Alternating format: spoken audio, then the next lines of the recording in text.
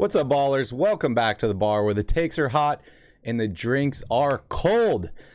Happy Tuesday morning, everybody. This is the Hair of the Dog podcast with Calvin and Barry, and we're here having fun this morning, talking about basketball. We had some amazing games last night. The Sacramento Kings defeat the LA Lakers, which I am still ecstatic about. We're going to go over some top news stories today in the NBA, and then we're going to end the show, as always, with a Tuesday preview and answer any questions we have in the chat. So, Calvin, happy Tuesday.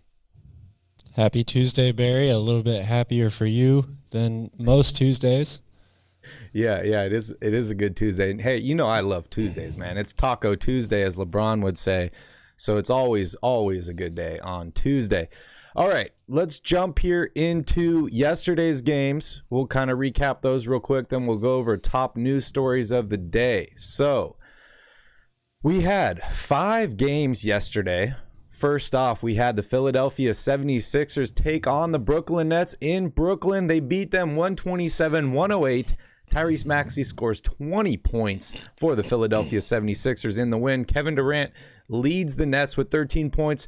And we got to see Ben Simmons play, Calvin. We got to see him miss some free throws. What were your thoughts on this game?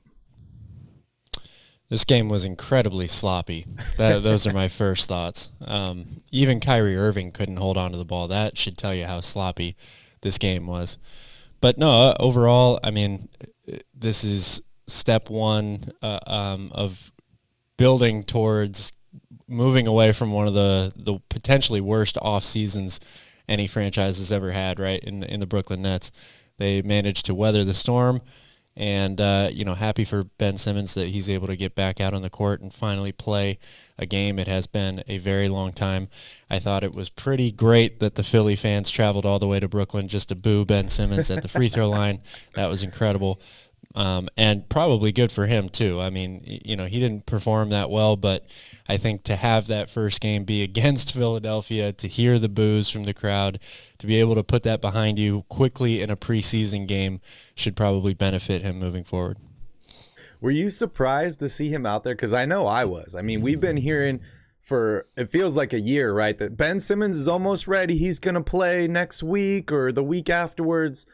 I honestly didn't believe it until I saw it happen. Yeah, I mean, there's definitely an element of surprise there. I don't want to throw too much shade at Ben Simmons, but there's absolutely no pressure involved in this game, right? So it makes it easy for him to step out on the floor.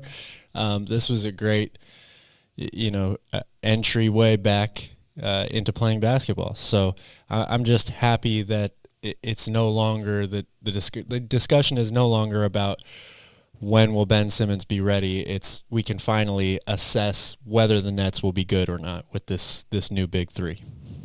Yeah, one guy that really stood out to me in this game was Nick Claxton. A lot of people have been discussing all offseason, including ourselves, about who is going to be the starting center for the Brooklyn Nets, whether Claxton had enough to do it. He only played 14 minutes in this game, but 6 of 6 from the field, 12 points, 4 rebounds, 2 assists, only 1 personal foul. Can you really ask for more from your starting center?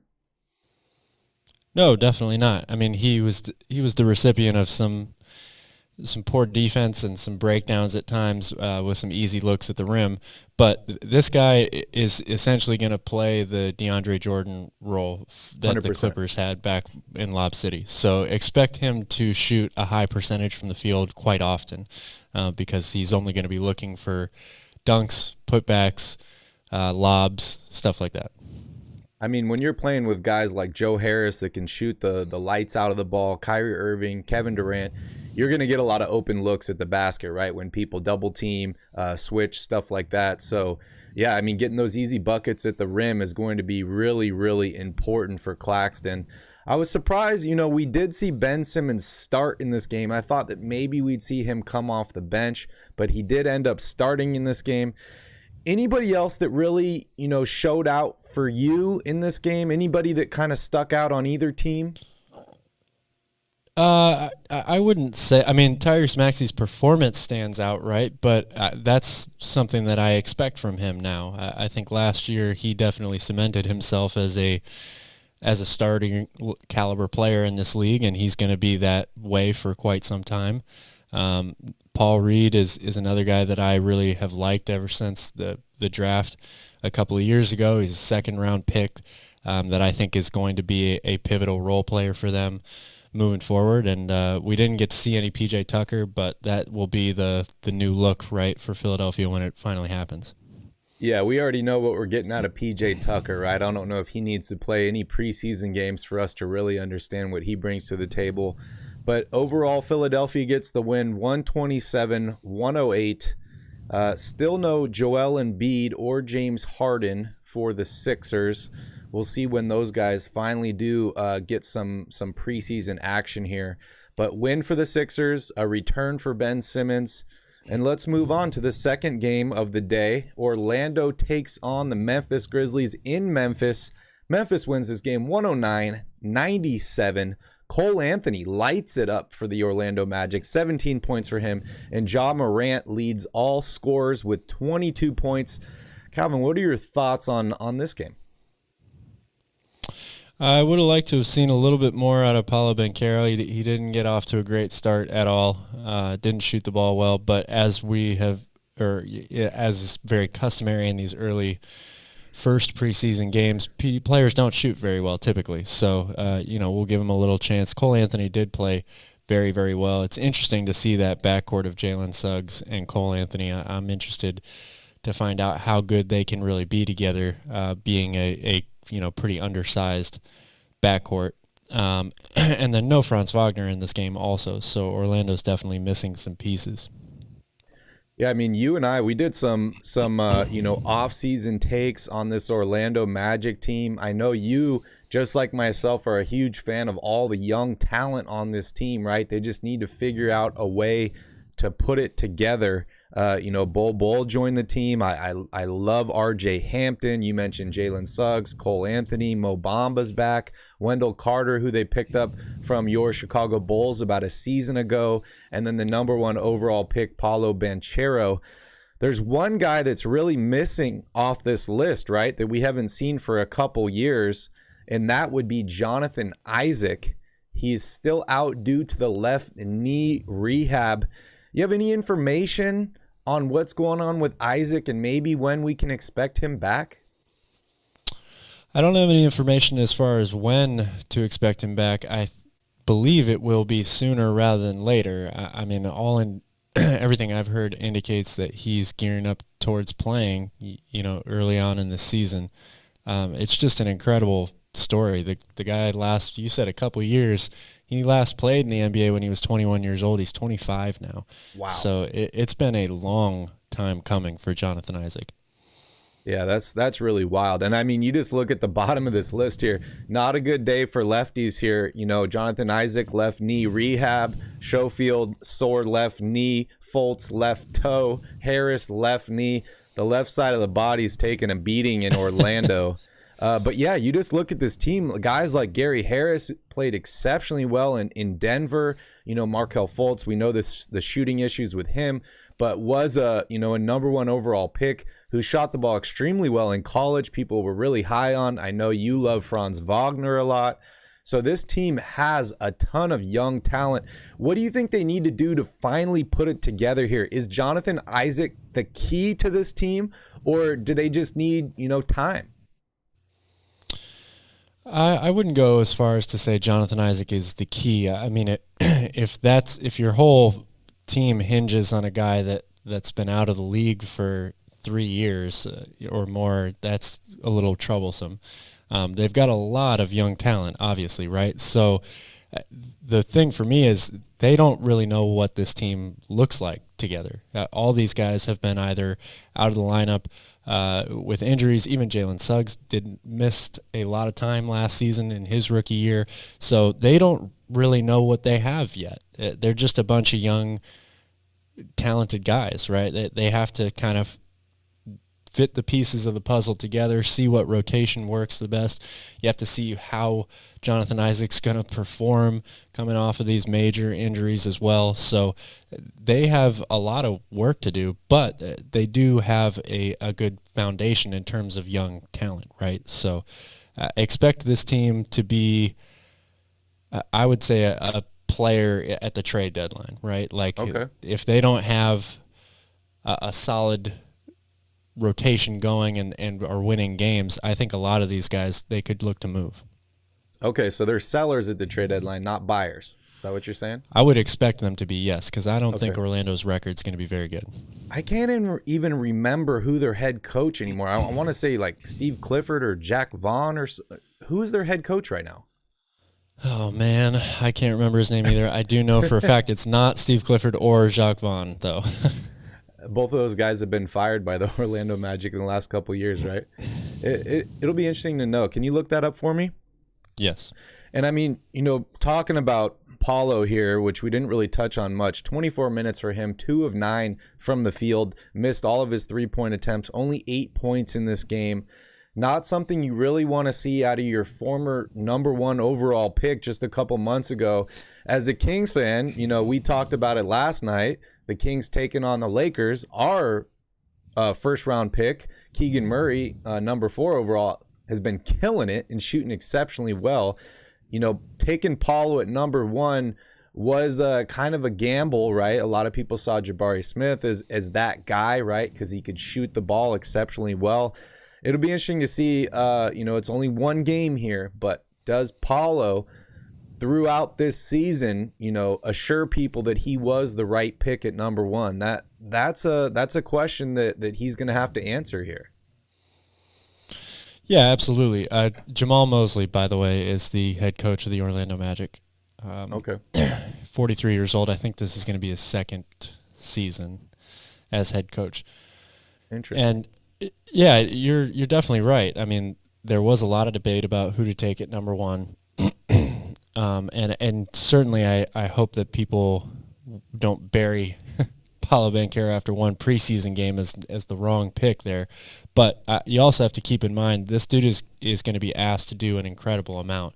I kind of look at him the same way Cade Cunningham, even though they're different players and Cade Cunningham's a little smaller, they are going to be used by their teams in very similar ways. These guys are going to be the primary playmakers. That was probably the thing that pushed Banchero over Chet Holmgren and Jabari Smith was his playmaking ability, the idea that you can actually build the team around him with his unique skill set at the size he has, 6'10", able to handle the ball, can shoot from the outside, but a really, really good passer as well. So there's a lot on his shoulders right now. It's kind of like a rookie quarterback in the NFL trying to grapple with all the new systems, all the new terminology, knowing where everybody is on the floor. It's a big difference to do that in college where your talent, is so supremely better than most of the people you play.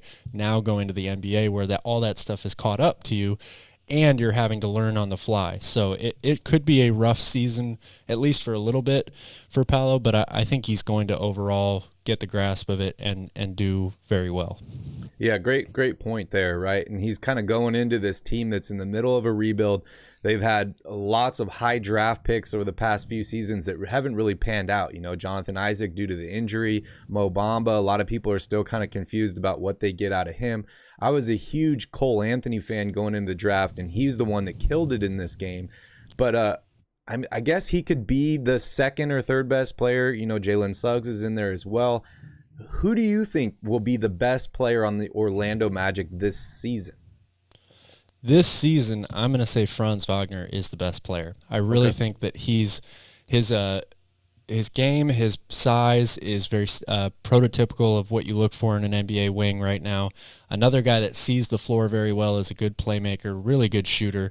Outperformed what people expected of him last year as a rookie, has followed that up with a really good offseason. I think he's primed to have a really solid year overall for this team. I think he'll be the most consistent player that this team has all year. Interesting. Okay, we'll definitely revisit that towards the end of the season and see what happens there. They played the Memphis Grizzlies, who won this game 109-97. The Memphis Grizzlies officially go to 2-0 in the preseason. We talked about Steven Adams, re-signing with the team for 2 more years.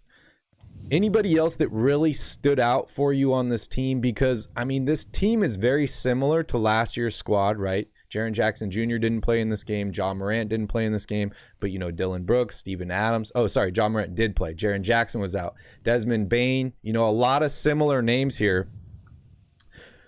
It's funny, dude. This guy right here. Can you pronounce this? I'm horrible pronouncing names. Santi Aldama. So this guy, I did some research on him over the last couple days because I was looking at the roster here, and I swear it said Steven Adams twice. I was like, S. Adams. And they messed with me. But that's the only guy that really I didn't know too much about. He had an incredible game here, 21 points, in 24 minutes, 6 rebounds, 7 of 9 from the field, and 4 of 5 from 3-point range. Do you know much about this guy, Cal? Yeah, this is a guy that the Grizzlies, a lot like many players on their roster, they are young, is a young guy that they've been bringing along for a couple of years now, and he hasn't really been able to get much playing time because they're a very deep team, right? So without Jaren Jackson in there, he's going to get a little more opportunity, and guys like Dylan Brooks specifically have said watch out for Santi Aldama this season. He is primed and ready to have a big year. He's a great shooter, very athletic forward, and it's just another guy that another young guy that the Memphis Grizzlies are really high on. A lot like Zaire Williams, they're expecting these two players in particular to be the next, wave of young guys that takes a big step and helps keep the progression of this team going upward. Yeah, I mean, having a big performance like that last night has definitely got to make you feel good if you are the Memphis Grizzlies. He's a little bit of an insurance policy for a guy like Jaren Jackson Jr., who we've seen deal with injuries over the past few seasons. As phenomenal as he has been on the court, if you're not on the court, you don't have an impact. So, having some other guys step up here is absolutely huge. Also want to give a shout out to Brandon Clark here, 13 points in 21 minutes. He played pretty well also. All right, moving on here to the third game of Monday night. We had the Oklahoma City take on the Denver Nuggets in Denver, and they actually beat the Nuggets in this game, 112-101. Trey Mann leads all scorers with 17 points. Calvin, we got to see Jamal Murray return in this game. We got to see Michael Porter Jr. play, but Denver falls to the no-name Oklahoma City Thunder. Tell me about this game. Well, this game was definitely not played as it would normally be played in the regular season. Jokic took one shot in this game, so that should tell you all you need to know about why Denver lost. But it was really, really nice to see Michael Porter and Jamal Murray back out there. Both of them shot the ball well. They looked good in their returns. Denver is going to go with a little different look this year. They've swapped out some players, adding KCP, and Jeff Green is still playing big minutes off the bench. Jordan. It just amazes me that Jeff Green is still going strong in this league after everything that he's been through. But I think this game was probably more about Oklahoma City. Josh Giddey, again, continues to impress me. He had maybe the best overall game that we've seen in the preseason yet, an assist away from a triple-double, picking up right where he left off from last season. Yeah, great game for the young Oklahoma City Thunder. No SGA in this game, and no problem. They end up dominating the Denver Nuggets, but like you said, this was not a normal regular basketball game when you only have your best player and one of the best players in the world, a former two-time MVP, only playing 15 minutes, taking one shot and scoring 2 points. You don't really have a good chance at winning. I don't know if Denver really views this preseason as wins and losses. They're one of the teams for me that just really needs to show that they're healthy, right? They need to get guys back on the court. They added Aaron Gordon, I believe, a year ago. They still need to integrate him in with Michael Porter Jr. and a healthy Jamal Murray, who played amazing, absolutely amazing in the bubble. This team has a lot of potential. A lot of people picked them to make the finals 2 years ago. I think they could do it this year, but they do have to remain healthy. That is the absolute key for this team. Absolute key. What are your thoughts on DeAndre Jordan? Because, they added him. He played 15 minutes, 8 points, 4 of 6, 6 rebounds. I absolutely love this addition. I think that DeAndre Jordan fits this team like incredibly well. And I think it gives them kind of a good difference in look when you pull out Jokic and you put Jordan out there. You might even play the two together. Any thoughts on DeAndre Jordan, what he brings to the Denver Nuggets? I think in theory it is a good move, right? A solid backup to have for Jokic. I'm not as high on it as you are. I mean, I have definitely seen DeAndre Jordan regress a lot in the last couple of years. He is not anywhere near the same player that he used to be. And that's, not breaking news or anything. But if he can do something like this sparingly in short spurts, 10 to 15 minute spurts, I think you could potentially play him with Jokic. That would give you a really big, interesting look out there for teams to have to match up with. The idea of it is nice. My concern is that I'm not sure DeAndre Jordan will be able to produce as effectively as they may need him to over the full course of an 82-game season. Yep. It will definitely be interesting to see what happens with this Denver Nuggets team. They're a big question mark for me. A lot of talent, but they got to remain healthy. All right, moving on here. And also want to give a shout out to Matthew. Matthew said when he got home or when he was at the bar, he thought the Kings lost by 35. It's better than 53. But they actually won by 30 in this game against the LA Lakers. LeBron missed every single shot that he took. Keegan Murray looked like an absolute star out there with 16 points. Calvin, make me feel good, man. Tell me about the Kings. Well, look, this is a game of completely two different stories when you look at these teams. If you're the Kings, you have to be very, very happy because they showed you promise and hope, right? You've been hearing all summer long, this team is really deep. The competitiveness at every position on the floor is going to be really high in practice and training camp. Mike Brown's going to make the defense better, and Keegan Murray was the right choice at number 4 overall, right? Well, Keegan Murray played exceptionally well. He did come off the bench, but he showed exactly the reasons why the Kings went with him at number 4. The defense was much, much better, and they played all 20 guys on their roster. Mike Brown was able to completely unload the bench, which he said was a goal of his going into the game. So the Kings checked literally every box. Now, the other side of that coin is that the Lakers really didn't play anybody. And when I say they didn't play anybody, they played guys who you've never heard of before.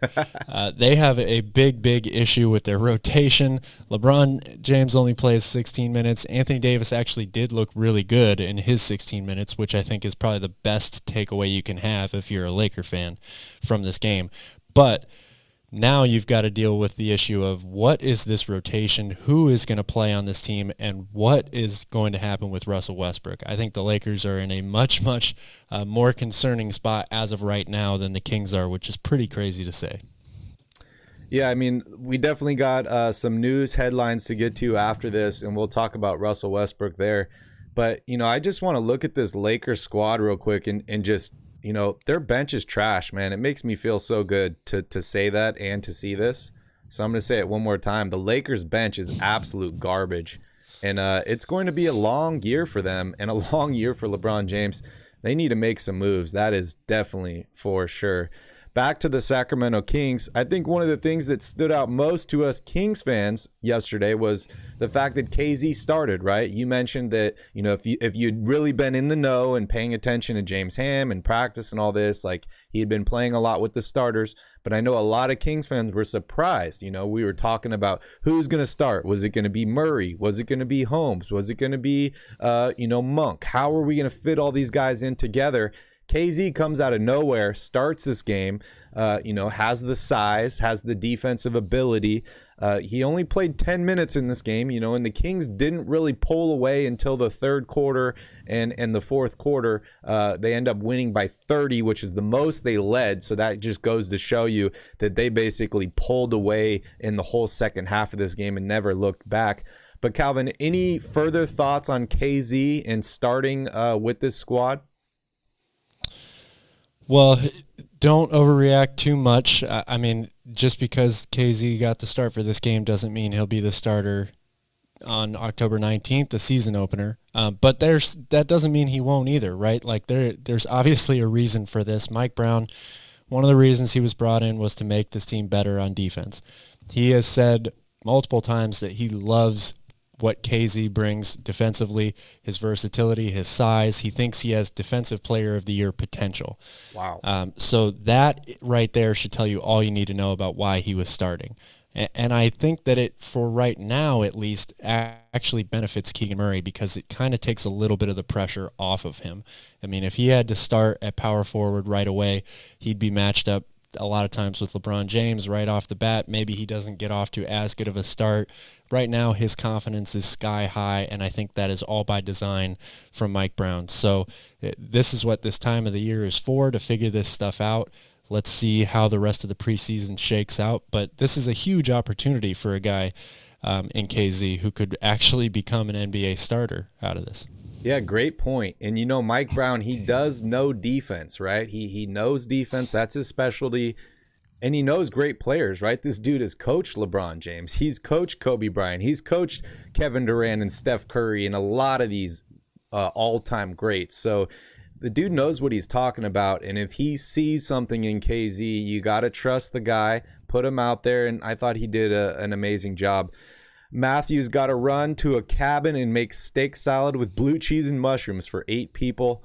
Good luck, Matthew. Thank you for joining in this morning. And tell your 8 friends to tune in tomorrow morning for the morning show. We're going to do this every single morning on Basketball at the Bar. All right, man, I don't even want to move on here. It just looks so good. Kings beat the Lakers by 30. Kings are 1-0. Man, it feels good. I can't even remember the last time the Kings held another team to under 80 points in a game. Yeah. It's got to be a very, very long time. All right, that moves on to our final game of Monday night. It is the LA Clippers taking on the Portland Trailblazers. This was an exciting game, right? We got to see the addition of Grant to the Blazers. We saw Lillard back. We saw Anthony Simons playing. We saw Nurkic return. And then as far as the Clippers go, they almost brought the whole band back. We got to see Kawhi Leonard play, Paul George, John Wall came off the bench. 15 points for Amir Coffey off the bench for the Clippers, leading them in scoring. Calvin, what are your thoughts on this game? And, we did get to see Hayden Sharp. I thought he was out longer. He did play a little bit in this game off the bench, but let's just hear your overall thoughts on this matchup here. Well, I think this matchup, just like most of the matchups from yesterday for me, was highlighted around getting to see guys play again that you haven't seen play in a very long time. And Kawhi Leonard is pretty damn good at basketball. Like he might have forgotten that in his absence, but he's just so smooth. He looks like he never missed a beat. I think he didn't even he didn't miss a 3, that's for sure, but he hit a late clutch shot, vintage Kawhi late in this game. It was great to see Damian Lillard back out there and John Wall. And then, we've been saying all summer long that the Clippers' depth is going to be, one of their biggest strengths this year and a reason why they should end up being one of the better teams in the Western Conference. It's on full display in this game, right? Guys like Amir Coffey and Brandon Boston Jr., who are really talented players, but they may not get a ton of minutes once the regular season starts. They're still very capable. They have these great safety valves, right, in case of an injury. They have people all over the bench that can step up and play big-time minutes for them and be really, really effective. And they shot the ball really well from outside, too, which is something that they did better than most teams last year. Yeah, I mean, this is an exceptionally deep team, right? And a team that I think will come back strong this year. Many people had them as title favorites back in 2020. And then we saw injuries, to guys like Kawhi Leonard. We saw Paul George unfortunately miss their second play-in game due to COVID, and they end up getting eliminated by the Timberwolves. But this team is extremely deep. They added a lot of good pieces, some veterans this offseason. Any thoughts on why we saw Reggie Jackson start at the point guard and John Wall come off the bench? Is that something you think is going to be their plan of attack this year, or is this just like we're easing John into the system? If I had to guess right now, it would be easing John back into the system, back onto the court. I fully expect him to start alongside Paul George and Kawhi Leonard, but Reggie Jackson has been a very good player, in my opinion, and a starter for this team and in the NBA for quite some time. So again, it's another good safety valve or emergency plan to have if you're the Clippers. You could look at the whole roster, and outside of the center position, that they've got probably 2 or 3 guys at every position that you would be able to make an argument for being a starter. So they have a good problem to have right now. We'll see once it gets into the regular season and the minutes start to shrink up on the bench a little bit if it becomes sort of an issue. I do want to say one guy to keep your eye on for this team, and yes, I am biased because he went to Michigan, but his name's Moussa Diabate. He was a late second-round pick. I think he was like 55th overall or something like that. This guy is going to be a player in this league. He's incredibly athletic, 6'11". If he ever develops an outside shot, he has the potential to be an all-star, but he showed flashes of why he was so good at Michigan last year in this game, 11 rebounds. For a team that doesn't have a ton of size on their front court, this could be a dark horse type of guy late in the season to be a big-time contributor for this team. Interesting. We'll definitely keep an eye on him. 19 minutes in this game, 6 points, 11 rebounds. This LA Clippers team to me is the definition of a 3-and-D team. I think the addition of John Wall and that speed is going to make them a very, very dangerous team in the playoffs if they can remain healthy. That's kind of the theme for a lot of these teams, right? You have so much talent. You just got to make it to the playoffs with a healthy roster.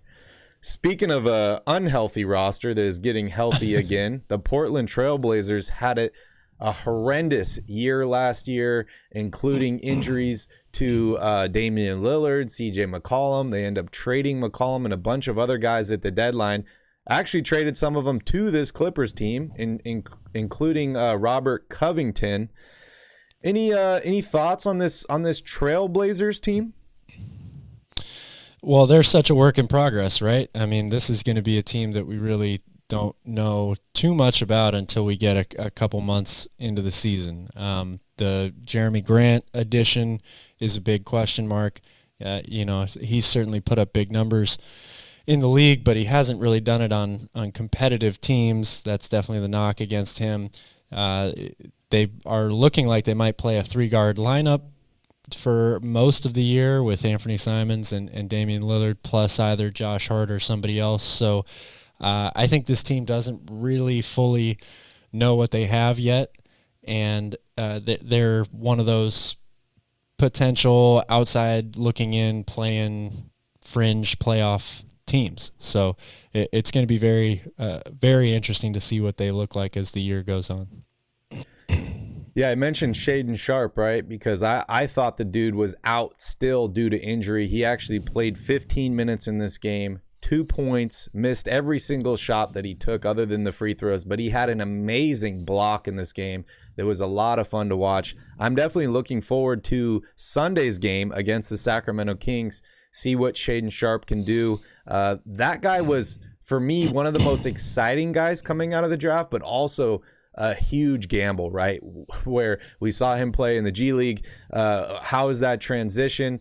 Does he become the next star in the NBA, or is he just an overhyped guy that ends up falling off and doesn't fully translate over? That's yet to be seen, but the Blazers definitely took the gamble on him, and he is a lot of fun to watch. So I'm definitely excited for that game coming up on Sunday. All right, let's go ahead here and jump into the top news stories of the day.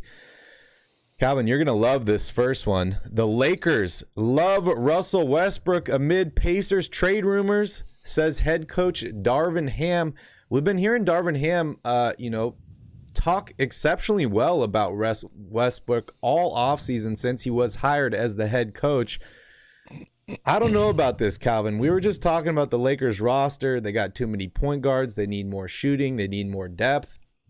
This, to me, seems very, very similar to past Lakers situations where they have praised players to try and increase their trade value before they end up dumping them for other players. What are your thoughts here? Do you think Darvin Ham is pulling somebody's leg here, or does he really love Russell Westbrook? He probably does love Russell Westbrook. I mean, first of all, he's coaching him now, so he's got to say these things, right? You put yourself in an even worse situation if he comes out and says Russell Westbrook is a cancer. I can't stand him. We've been trying to trade him for months, but nobody wants him, so now I'm stuck with him. Obviously, he's not going to do that. But I think it's also pretty obvious that the Lakers organization doesn't want Russell Westbrook to be there. So it's no love lost or something, I guess. Darvin Ham says this because he has to say it. He knows that potentially they're not going to be able to move Russell Westbrook, which then he's going to have to deal with him all season long on his team. So he's going to have to figure out a way to make that relationship work. He's a former point guard in the league himself, prided himself on playing really good defense. So I think he does believe that Russell Westbrook can be a positive asset for them. But in my opinion, the Lakers need to cut their losses and move on very, very fast here. Otherwise, they're going to be in trouble. Yeah, it's a strange situation, right? Because if you love the guy so much, you'd think there would be some kind of contract negotiation, contract extension, stuff like that. We have heard absolutely zero on that front. I think the Lakers are viewing him as an expiring contract. But the point is, while he's on your team, he can help you, right? He is better playing than not playing. But the main question is, can you trade this guy to end up bringing in pieces that will make you a better overall team, which I think is definitely something that needs to happen. And I circled the Pacers as one of the top teams, right? Bring in Miles Turner, bring in Buddy Hield. I think that definitely makes your team a little bit more versatile and helps clean up some of that clog at the point guard position.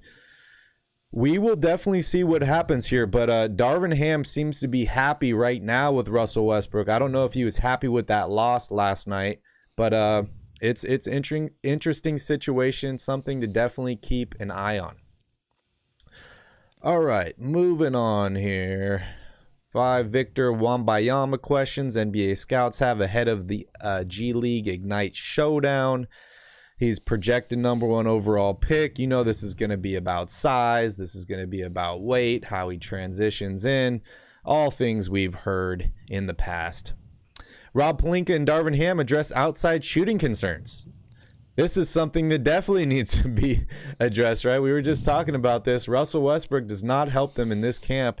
And Calvin, I don't really know if there are many good three-point shooters that are still available as free agents, right? We went over those a couple weeks ago, maybe Carmelo Anthony, maybe a Jimmer Fredette, nothing but net, or maybe a Stauskas. I don't know if he's still with the Miami Heat or he's out at this point, but I think the Lakers definitely need to entertain a trade for Russell Westbrook to bring in some more outside shooting. I agree, absolutely, 100%. Next up, the Hornets let Miles Bridges' qualifying offer expire. Man, that's got to hurt so bad. Calvin, what are your thoughts on this? You could have seen this coming, obviously, right? Miles Bridges bet on himself, had a great year last year. Everybody was, really, really happy for him, excited about his future, and he pretty much threw it all away in one day himself. So it's very unfortunate. I hope that Miles Bridges is able to learn from this and become a better person as a result. But his basketball career is definitely in jeopardy right now. Yeah, an unfortunate situation by all parties. And, hopefully they can figure this out. You never want – as bad of let's see, how can I put this? As bad as someone can be, right? You don't wish them to continue down that path, right? You want them to do better. You want them to find a way out. It's really an unfortunate situation, and we'll see what happens here. You know, Miles Bridges played exceptionally well for the Hornets. He had an amazing season last year, but he has a ton of off the court stuff that he needs to figure out before he even thinks about basketball at this point. So hopefully he can get the help that he needs, and they can figure this issue out, because the dude definitely has some ability on the basketball court, but that's not the most important thing in his life right now. All right, next up, Victor Wembanyama. Man, this name, dude. Can you imagine that last name on a jersey? Like, how long is it going to be? Is that longer than Antetokounmpo or shorter? No, I don't think it is as many letters as Antetokounmpo. Which I just discovered what his last name means. Did you hear about that? I do not. Apparently it means Return of the King. Wow. Interesting. Okay. Well, Victor Return of the King Wembanyama ahead of matchup. No. I'm talking about Giannis. Sorry. Oh, Giannis. Oh, okay. Yeah. That makes sense. I was like, Wembanyama. Interesting.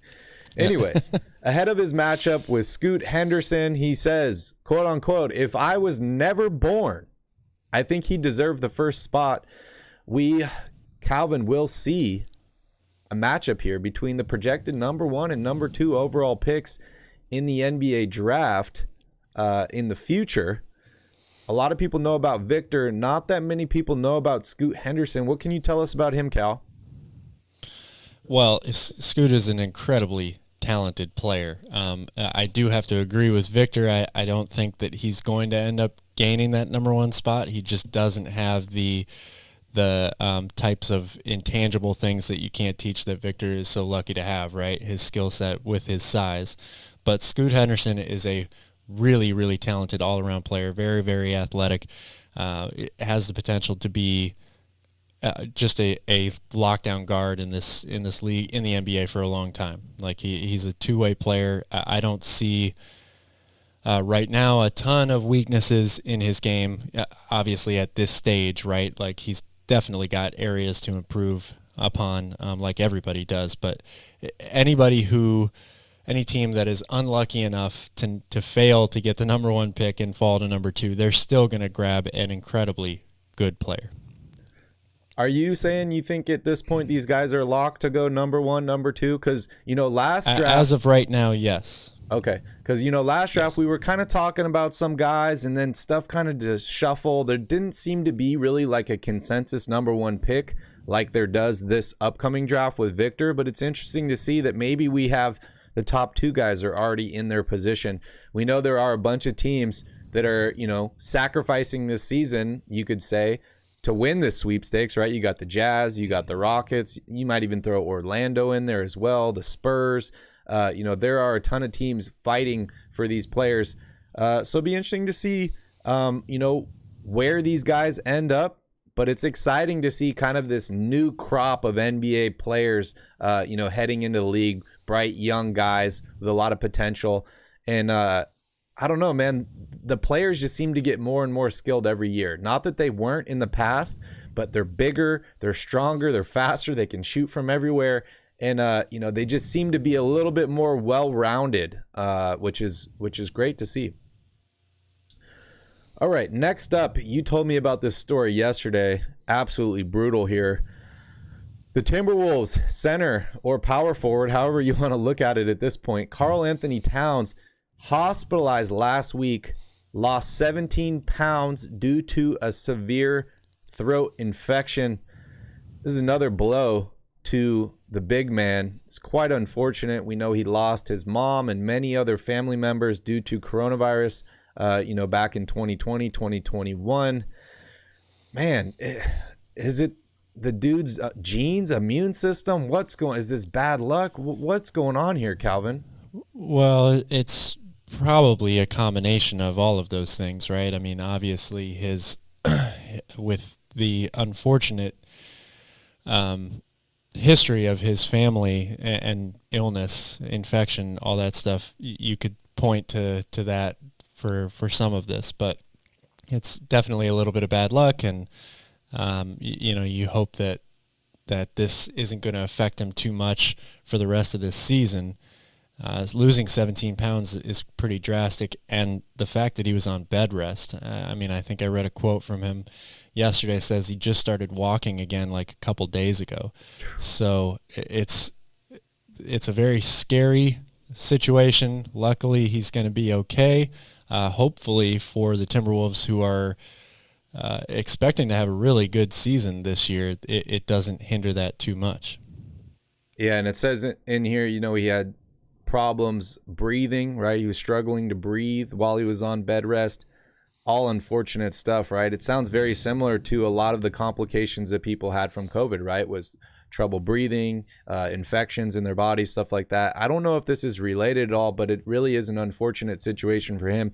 And losing 17 pounds a week before the start of the preseason has definitely got to be a blow to him.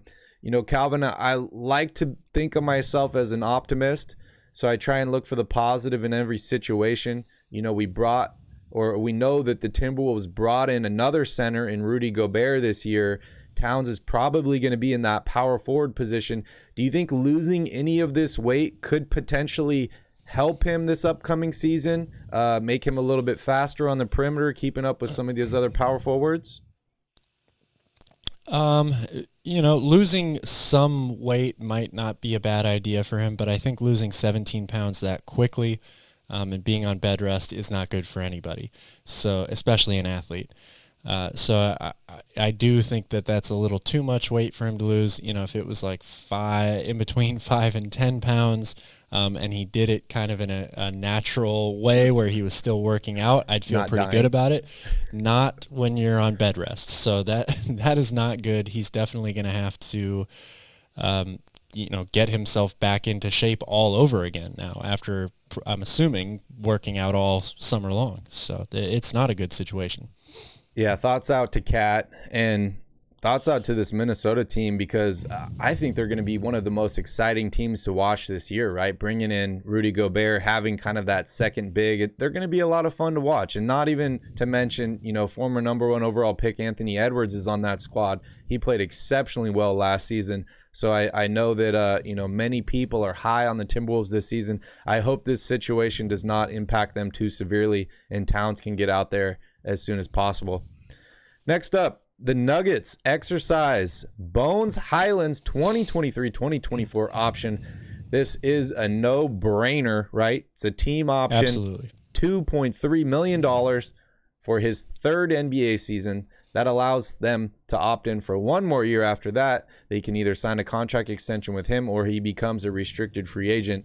Calvin, I don't think we need to explain this a lot, but just overall thoughts real quick. No-brainer for me. What do you think?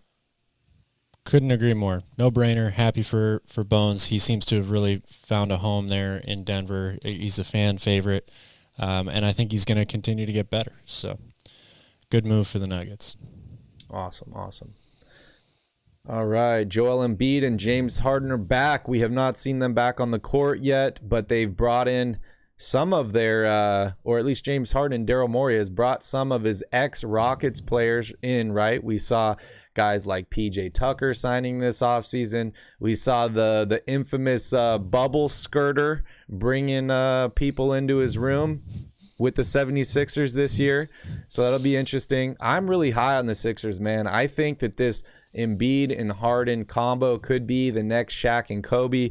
No, they're not going to win 3 to 5 championships, but I definitely like this. There's something to be said about having an incredible center, an incredible shooting guard, and working together kind of in that two-man game. Any thoughts on the Sixers here? Oh, they got a ton of potential. I mean, if James Harden can return to what we're used to seeing from James Harden, and this team, can kind of fill out the rest of their overall roster with their role players. PJ Tucker, I think, is a great addition for this team. Gives them that toughness and edge defensively. The Sixers, there are 4 or 5 teams in the Eastern Conference that you could say you could make the case for should be the number 1 seed in the East. And the Sixers are one of those teams, the 76ers, not the 36ers. But they were looking good the other night, man. Yeah, they were looking good the other night. Tyrese Maxey, I think, is going to take another step forward. He's one of my favorite young players in the league. So this team really kind of has, a semi-big three now. It's not just Shaq and Kobe. They are more talented than that. Their outside shooting and bench play, I think, is going to be the benchmark for how far this team goes. Don't forget about Toby also. Tobias Harris is a pretty good player as well. So he can definitely pull his weight, that's for sure. The Warriors waive Mac McClung and Williams, sign Ty Jerome and Anthony Lamb to training camp deals. Calvin, this has got to be tough if you're the GM of the Warriors, right? You got so many good young players. You're trying to fill out the rest of the roster here. I don't know if any of these guys are going to actually make this squad, right? Because this team is so deep already. Does this mean anything for the Golden State Warriors, or is this kind of just a needed business move to fill out the rest of the roster? Well, I think the answer to both of those questions is yes. It does mean something, even though none of these guys might have ever seen the floor for the Warriors during the regular season. It opens up roster spots.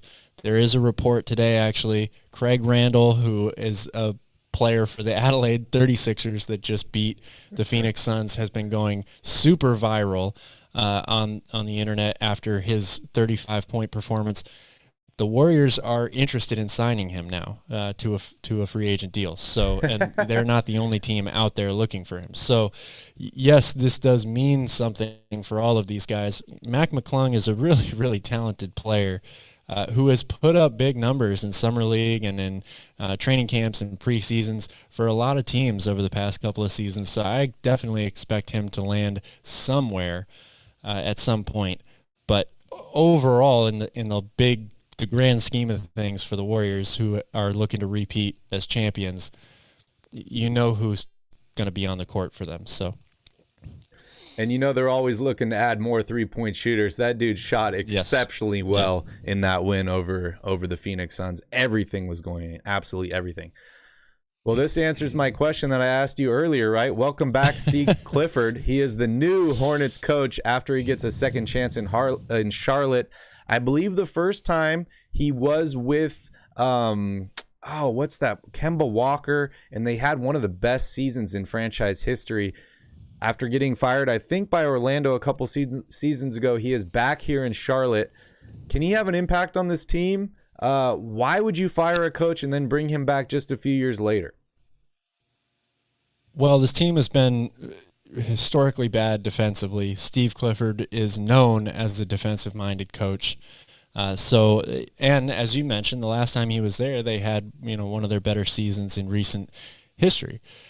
So it makes sense on those on those topics right there, what his overall impact on the team will be and how good they're going to be this year. I'm not so sure about, but it's just a lot like the Sacramento Kings. They're trying to change the culture, change their defensive intensity. Steve Clifford is one of the guys held very high in those regards around the league. So, and he has familiarity with the organization.